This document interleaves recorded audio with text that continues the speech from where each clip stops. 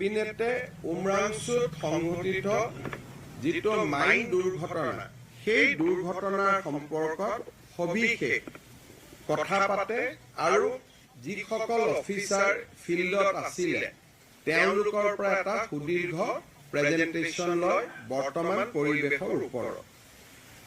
এই যিটো মাইন য'ত দুৰ্ঘটনা হৈছে তাত 14 কোটি লিটাৰ পানী আছিলে বুলি প্ৰাৰম্ভিক পৰ্যায়ত উদ্ধাৰকাৰী অভিযান বিশেষকৈ geological survey of India, coal India, oil India, NDRF, army আৰু নেভিয়ে ধাৰণা কৰিছিল।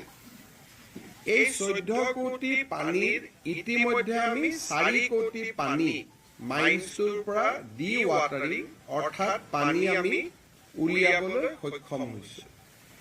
11 কোটি লিটাৰ পানী